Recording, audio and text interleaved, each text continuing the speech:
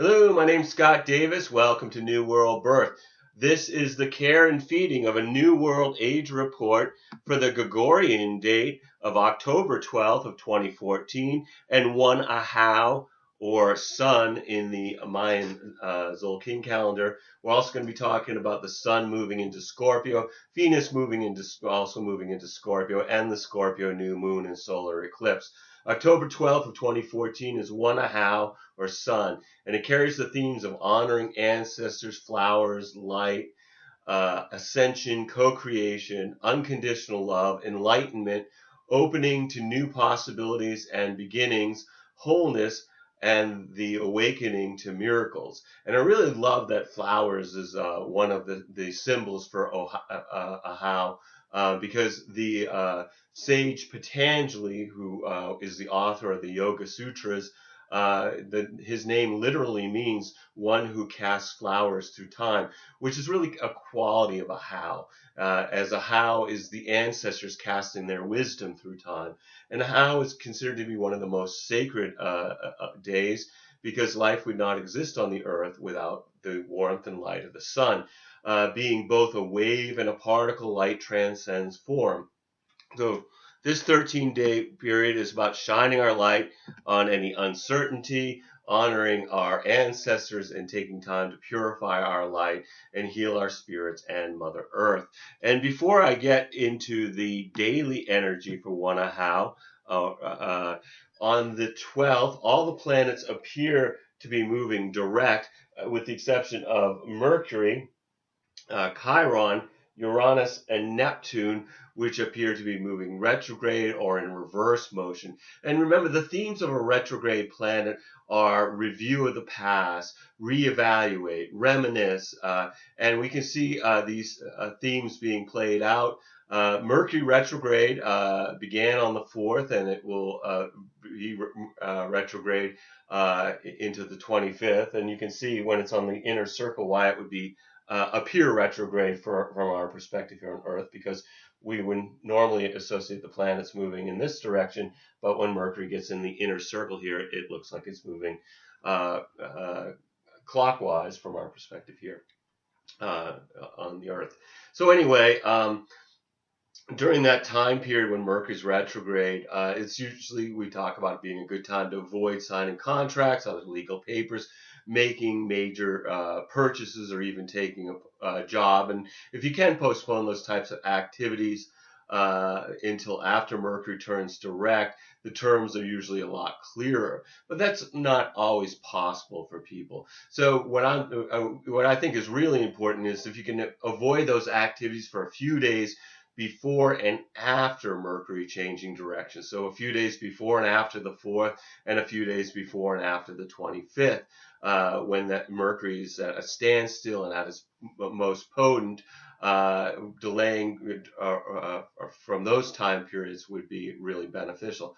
And Mercury retrogrades really force us to slow down, pay more attention to our lives by making us focus on the details of our daily experience. Chiron retrograde, it's in Pisces. It's about releasing stuck emotional energy so that we can return to the natural flow of life. And then we've got Uranus in Aries, is seeking to shake our very foundation through unexpected rebellion of the individual. And retrograde Uranus in Aries will have people really wanting to hurry the process of getting free, to push the river of revolution, whether it's personal or political. And being an outer planet, and this will apply also to Neptune when we talk to Neptune in just a second, it creates events that we respond to. See, the inner planets like Mercury and Venus and Mars affect us personally as individuals, but the outer planets change our landscape, which affects us as a collective and as individuals within humanity. And then Neptune, retrograde in Pisces, is seeking transcendence through spiritual experiences. So during this retrograde phase, it's a good time to use spiritual practices to keep us grounded as we expand our intuition and consciousness from this experience. So let's talk about the daily vibrational energy for the Trecena. On October 12th, Like I said, it's one Ahau or sun. It's unity experienced through honoring the wisdom and memory of our ancestors in the Mayan Tzolkin calendar. And I'm not covering all the daily lunar activity in these reports, other than full moons and new moons. But that information is available on the New World Birth Daily Facebook post and also on the blogger New World Birth blog. So if you want the daily lunar information, you can get it there. On the 13th, we have two Emish or crocodile, which is duality experienced through nurturing new beginnings in the Tzolkin calendar. October 14th is three Eek or wind, which is about taking action through communication, while we have Venus here in a sextile to Jupiter. So from our perspective here on the Earth, this is a 60-degree angle, which brings contentment and benevolence. It's very nice sense of being at peace with the world. Friendships benefit from generosity with activities engaged in at this time, becoming a fair exchange over time. This is also favorable for financial dealings, particularly foreign investments or agreements related to medicine or legal matters. Friendships, romantic interests that begin under this influence may be mutually beneficial. This is also very good for getting together with friends and enjoying this lighthearted transit, particularly engaging in some form of rest and recreation, and leaving the more serious and routine business for another day. And then the 15th is for Akbal or night, which is stability through contemplating the stars. And at this point, we have the sun in a sextile to Mars. So from our perspective here on Earth, this is forming a 60-degree angle again, sextile, which is great for taking positive actions and accomplishing all kinds of work. This is a high energy transit, which is favorable for physical activities and overall health. It's a great day for group projects as it promotes working with others, and people will feel in a self-assertive mood today, but are not inclined to back down. So it'd be wise to seek common ground when dealing with differing opinions. And then October 16th is 5 Con or seed. Or lizard in the Mayan Tzolkin calendar is empowerment through planting seeds and making new connections.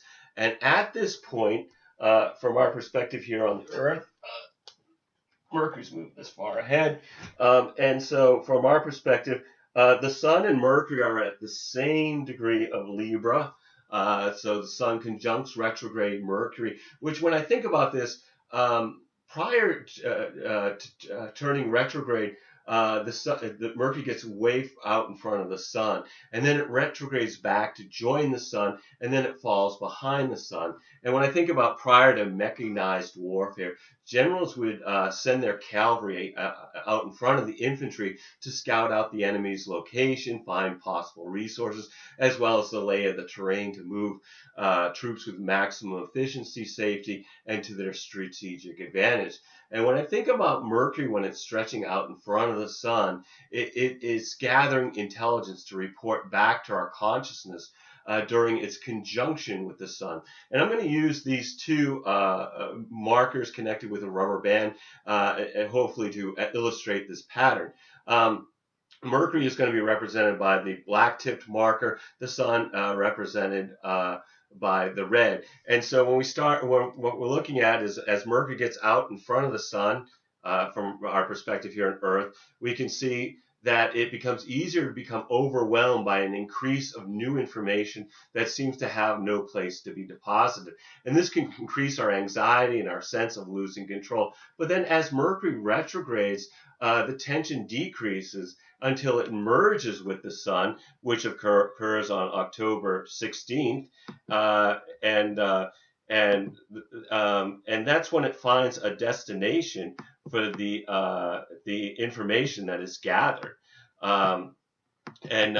Then Mercury the sun then appears as if it's moving in front of Mercury, and Mercury is dropping behind. And then once behind the sun, Mercury feels as though it's creating a drag that retards the possibility of implementing the new data until it then regains its forward motion in its pursuit of the sun on October 25th. And this particular sun conjunct retrograde Mercury in Libra brings information about partnership and decisions that need to be made to move forward. And then the next day, Mercury merges with Venus, in which there's communication to the loved one regarding moving the relationship in a new direction. Also on the 16th, Mercury sextiles Mars. So again, from our perspective here on Earth, this is forming a 60-degree angle, which brings a busy day for folks having more energy than usual for their own projects. This is a day where working for someone else's benefit does not inspire diligence, but more likely a resentment. So if you can use the day to work on what's of interest of you, it will seem like a good use of this energy. Since others are feeling the same way, plan on working independent of others. There's energy for convincing others of your point of view, but they also have the energy to convince you of their perspective. So this might be a day to avoid conversations that could lead to arguments. And because this has a competitive edge to it, that they really could turn into verbal disagreements. We can be confident in our ideas and beliefs to initiating something that should be successful as long as we don't need others to bring it to fruition. And then on the 17th, we have 6 Chan, or serpent, being in the flow through being flexible, as Mercury at this point is then conjunct with Venus. So from our perspective here on Earth, Mercury and Venus are at the same degree. This stimulates our appreciation of beauty, whether it's art, poetry, music, people, or nature. In Libra, people are more likely to express love through aesthetics, being more romantic than sensual. This may influence us to create the right trappings and ambience for romance, such as an intimate candlelit dinner, or a beautiful poem written for a lover, or some other charming way to express a special love for our partners. This is a merging of the mental and emotional realms within ourselves. So folks may experience concepts with emotions or express feelings in an intellectual manner. And this is wonderful for creativity and business dealings, along with scientific research, by seeing the patterns in the universe and appreciate them aesthetically. And then October 18th is 7 Kimi, or transformation, reflection through releasing what no longer serves us in the Mayan Tzolkin calendar. The 19th is 8 Manik, or deer, balance through being of service to others. The 20th is 9 Lamat, or star, or rabbit, or Venus, patience experienced through being grateful for abundant relationships.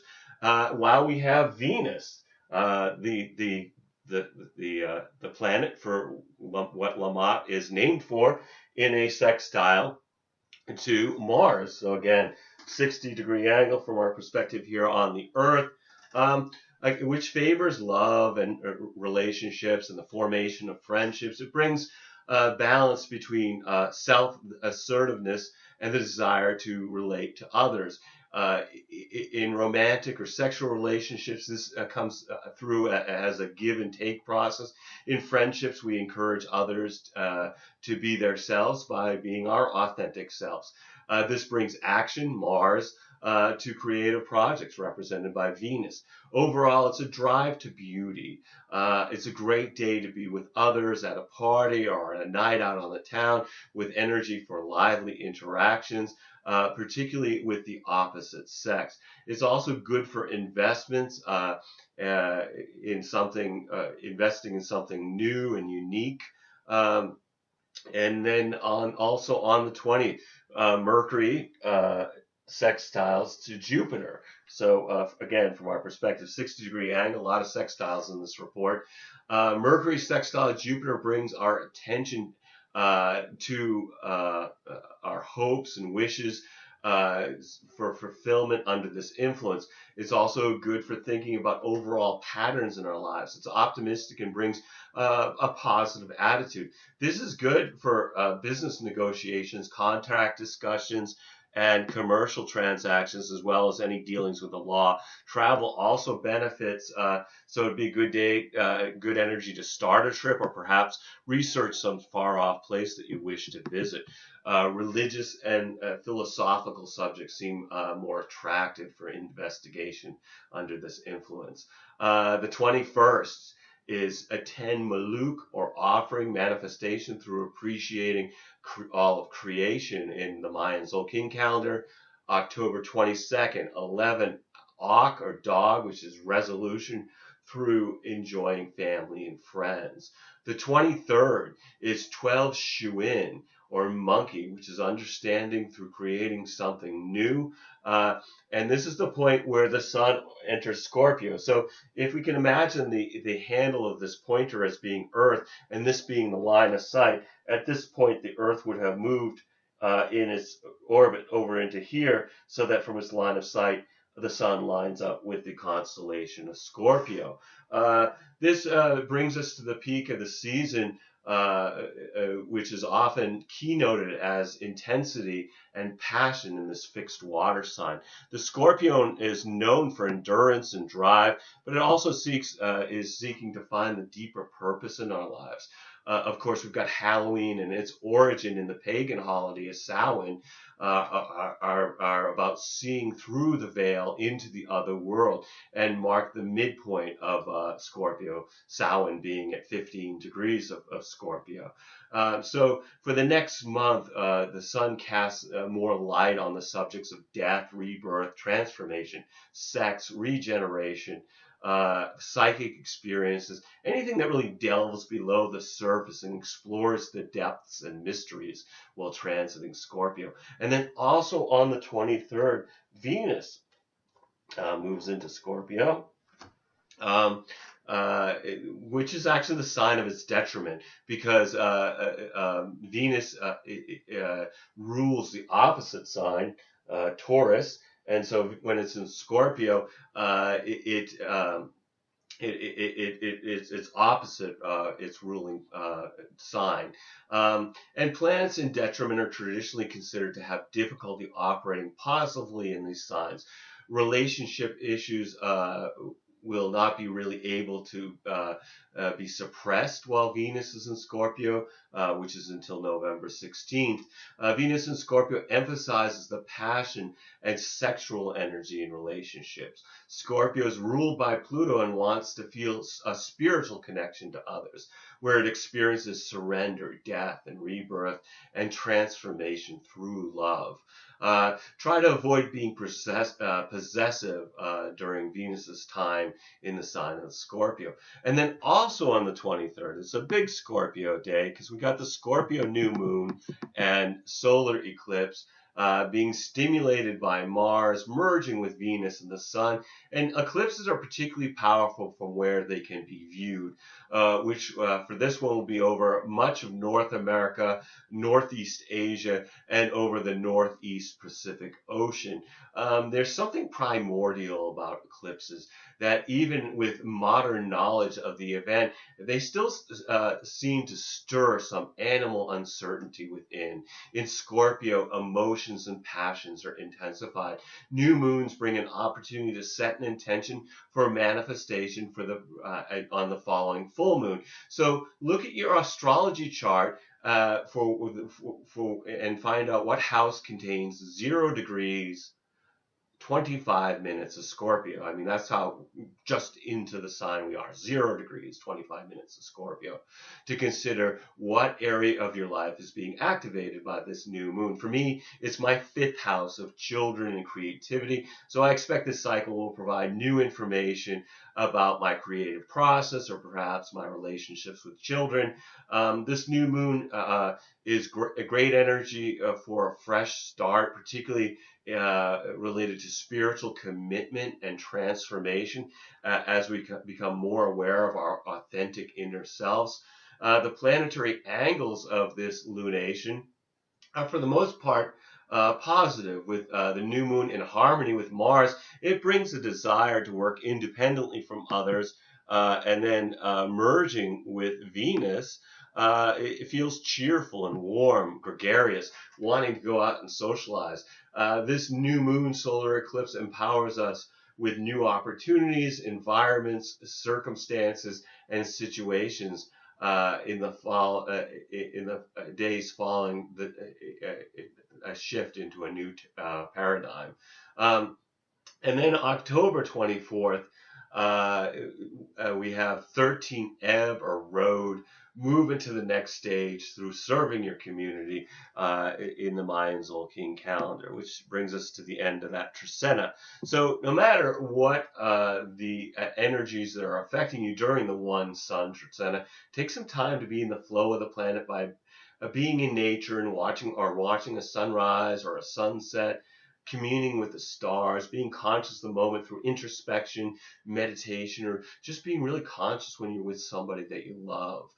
Every day we have is a blessing, no matter what dramas beckon to distract us. We're all here just giving the performance of a lifetime on this world stage. Just take some time out to observe the play as well as acting your part by remembering you're a spiritual being that's having a human experience. And I want to thank you for checking out New World Birth. The next segment of the care and feeding of New World Age will be on October 25th of 2014 for one Ben or Reed or Corn, with Mercury turning direct, Mars entering into Capricorn, and the Taurus full moon. And you can check us out on Facebook, YouTube, and the Mayan Magics website. And I encourage you to share this information as videos or as text as widely as you choose. I'm going to be discussing the metaphysics and astrology transits of November 2014 and providing some short human design readings to the participants of the Earth Needs Rebels show on truthfrequencyradio.com on Tuesday, November 4th. The show starts at 1 p.m. Eastern Standard Time. I come on at 1:30 Eastern Standard Time, and it goes to 3. It's a great opportunity. Just go to truthfrequencyradio.com, click on the Earth Needs Rebels tab, and it will take you down to their chat space where you can send messages to Katie, and she'll get information to me if you want to get a reading or you have a question, or you can personal message or email her with your phone number, and they'll call you for free anywhere on the planet to bring you live onto the show. You're more than welcome to do that. Anyway, as always, I invite you to contact me at newworldbirth@yahoo.com if you have any questions or you wish to schedule a reading. I am providing readings. I wish to make this service available to the greatest amount of folks, so I created 3 options with 3 levels of compensation. So if you've been thinking about getting a reading, please contact me. I'd love to provide you a reading during these uncertain times. You need to be able to either call me in Maine in the USA, or we can connect with Skype to receive your reading. We're also accepting donations to keep these reports freely available. We are definitely in need at this point. So if you feel yourself so inclined, please contact us about making a donation or get a reading. They're really priced well for what you're getting. I tried to price them so that everybody could get something if they wanted. And of course, if you can't afford anything, you can get a free reading on the radio show. As always, I'm blessed that you've taken the time to connect with my passion for these ancient mysteries and their application to our journey during this incarnation. The light in me honors the light in you. Namaste. In Lakesh. And thanks so much for checking out New World Birth, and we totally look forward to connecting with you in the future, whether it's in a reading, on the radio show, or in a future video. Peace, everybody.